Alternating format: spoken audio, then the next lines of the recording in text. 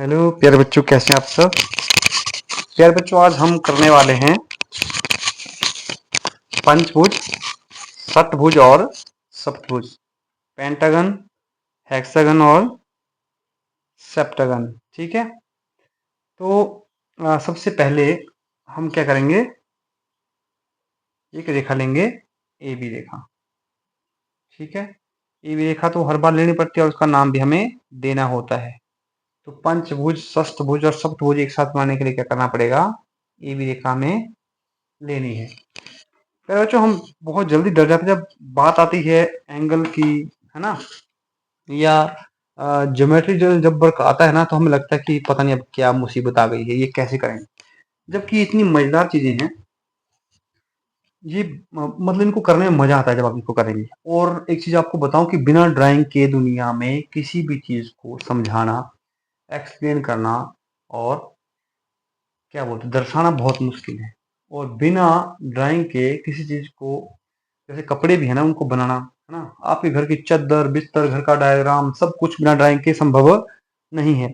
तो जितना लोग सोचते हैं कि ड्राइंग जो सब्जेक्ट है वो बहुत ही बेकार है, तो ये उन लोगों की क्या है, गलत फहमी है। तो उस गलत फहमी को जब वो आप घर का, अपनी कमीज का बटन भी देखेंगे तो आपको लगेगा कि ये बिना ड्राइंग के नहीं बन सकता था।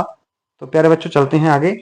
तो सबसे पहले हम क्या करेंगे, बिंदु बी के ऊपर क्या करेंगे, एक 90 डिग्री का कोण बना लेंगे, जिससे कि हमें पंचभुज बनाने के लिए, षष्ठभुज बनाने के लिए इसकी जरूरत पड़ने वाली है। प्यारे बच्चों, आपने पतली पेंसिल का ही इस्तेमाल करना है, और क्योंकि मुझे आपको वीडियो में दिखाना है तो क्या करना पड़ रहा है, मोटी पेंसिल का इस्तेमाल करना पड़ रहा है, लेकिन आपने ऐसा नहीं करना है। ठीक है। अब क्योंकि ये बहुत बड़ी आकृति है तो अभी आपको छोटी छोटी दिखाई दे रही होगी, तो आपने क्या करना है, यहाँ पे 90 डिग्री का कोण बिंदु बी को, और जहां पे ये चापें आपस में कटते हैं उनको आपस में मिला लेना है। ठीक है। लेकिन आपने इसको कटे हुए तरीके से ही मिलाना है, क्योंकि ये रेखा अगर बहुत पतली होगी तो आपको दिखाई नहीं देगी।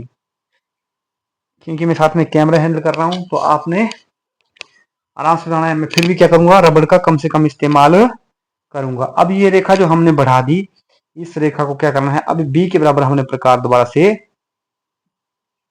थोड़ी सी बी और ए से थोड़ी सी ज्यादा प्रकार खोल लेनी है। ठीक है। और क्या करना है, इसका ए और बी का विभाजन करना है। बिंदु ए पे रखेंगे, फिर पहले बी पे रखा था, अब बी पे रखें, ए पे रखेंगे।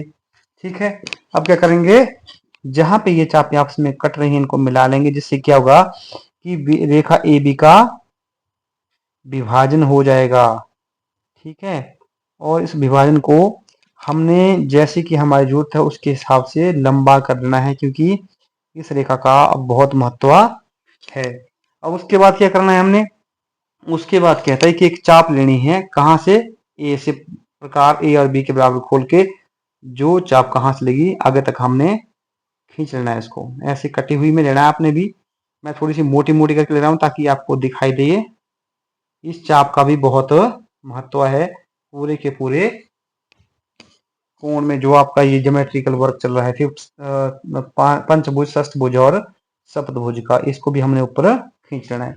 अब बोलता है क्या करना है, इसका भी हमें नाम रखना है। इसका नाम रखेंगे हम क्या, इसका रख दिया हम बिंदु के नाम रख देते हैं। ठीक है। और जहां पे ये रेखा इसके साथ कट रही है, इसका नाम क्या रखेंगे हम, इसका रख देते हैं हम बिंदु 6 रख देते हैं नाम, क्योंकि इन सब का रोल पड़ने वाला है। अभी ए और के को हम क्या करेंगे, आपस में मिला लेंगे। ये हमने इसको मिला लिया। बच्चों बिल्कुल ध्यान से देखना है आपने, आपको ये याद रहेगा, 2 बार बनाने के बाद आपको ये याद हो जाएगा। अब बोलता है उसके बाद क्या करना है, ये जो बिंदु है जहां पे ये रेखा, इस रेखा को जो इसका विभाजन करने वाला है ए बी का, ए बी का भी जब विभाजन कर रही रेखा, इस पे जहां ये रेखा काटेगी ए के वाली, यहाँ पे नंबर लेना है आपने 4। ठीक है। अब क्या करना है, 4 और 6 का क्या करना है, हमने विभाजन करना है। तो प्रकार को 4 और 6 के बीच में थोड़ा सा खोलना है और क्या करना है, इसका विभाजन कर लेना है, ऐसे करके इधर को और ऐसे ही इधर को। ठीक है। अब यहाँ 6 के ऊपर रखना है, तो हम यहाँ रखेंगे तो फिर यहाँ से लगाएंगे और यहाँ को भी लगाएंगे। ठीक है। अब जहां पे ये चाप आपस में कट रही हैं उन चापों को आपस में मिला लेना है। ये हमने फुट रूल रखा है और इनको आपस में क्या किया, मिला लिया। बच्चों इसको ध्यान से मिलाना है क्योंकि इसका थोड़ा फर्क जो है आगे जाके हमारा कोण खराब कर सकता है। अब जो बिंदु 4 और 6 के बीच में हमने किया ये हो गया बिंदु नंबर 5।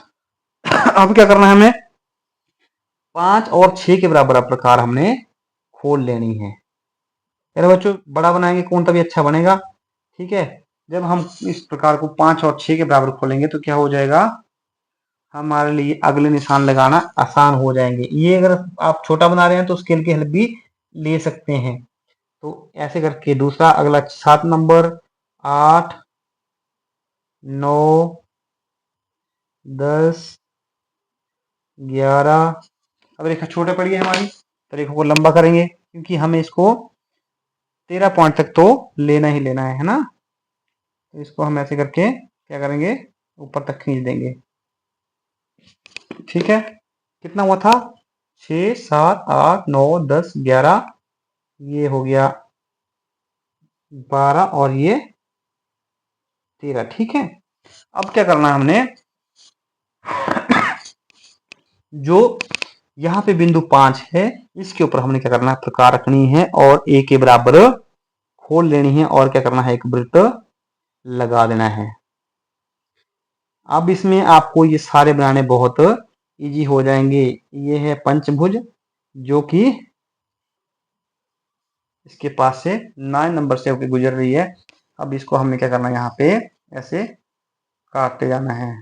ठीक है, क्योंकि हमारे प्रकार थोड़ी हिल गई है तो ये बिंदु से थोड़ा आगे आ गया है।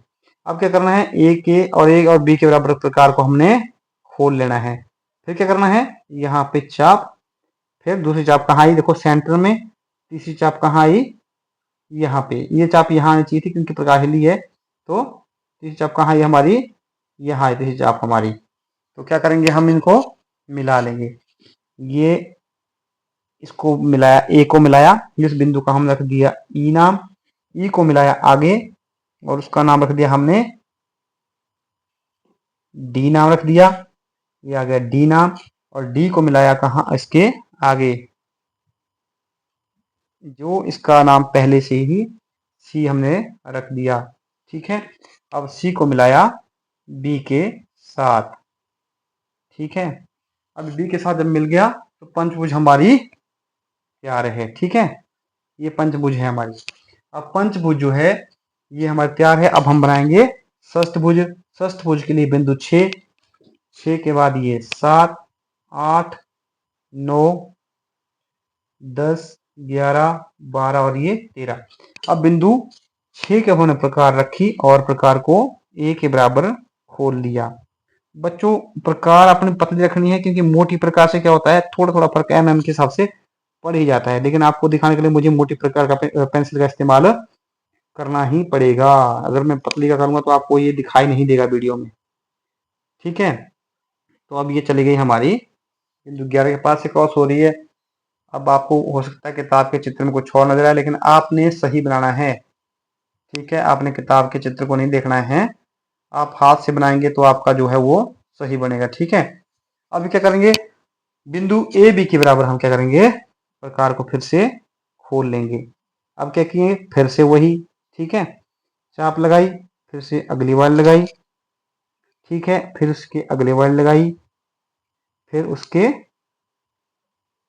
अगले वाली लगाई तो यहाँ हम पहुंच गए। ठीक है, अब क्या करना है, अब जब हम इनको मिलाएंगे तो ये क्या होगी, सब बराबर होंगे। देखो यहाँ से यहाँ। ठीक है, तो इनको हम आपस में मिलाएंगे। अभी इसको इसके साथ, इसको इसके साथ, इसको इसके साथ, जो हमारी चापें जहां जहां लगी हैं उनको आपस में मिलाते जाना है हमने। और ये देखो आपकी षष्ठभुज भी तैयार हो जाएगी। ये पेंसिल बहुत मोटी है तो इससे क्या समस्या आ रही है आपको, थोड़ा सा ऊपर नीचे हो सकता है। तो इसलिए प्रकार आपने हमेशा पतली रखनी है। आपका जो कंपास है वो पतली पेंसिल के साथ ही आपने इस्तेमाल करना है जिससे ये डिजाइन और भी सुंदर लग जाएगा। अब इसका ए के बाद हम रख दिया एच तो नहीं, एफ रखते हैं, एफ ओ, फिर उसके बाद आर और ये एम। ठीक है, अब ये आपस में क्या हुआ, बन गया ये षष्ठभुज।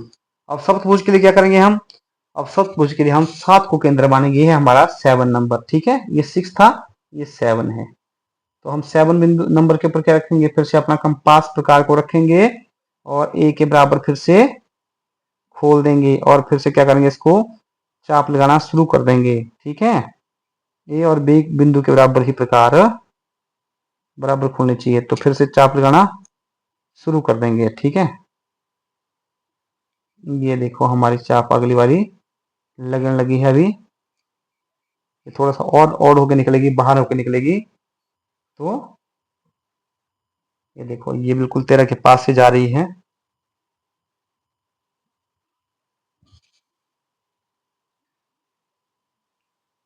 ये देखिए, ये हमारी कौन सी है, सप्तभुज। ठीक है, अब ए बी के बराबर फिर से प्रकार खोलेंगे, फिर से मार्क करना शुरू करेंगे ऐसे, और इसके बराबर ऐसे आएगा 7, इसके बराबर ये, और फिर यहाँ। ठीक है, अभी ऐसे करके नापेंगे इसको, तो बराबर आना चाहिए। देखिए तो सब इसी बिंदु के ऊपर मिल रहे हैं, ये बिंदु इसके केंद्र पे ही मिलेगा। ठीक है, तो हम इनको मिलाएंगे आपस में, इसको इसके साथ, इसको अगली चाप के साथ, इसको अगली चाप के साथ,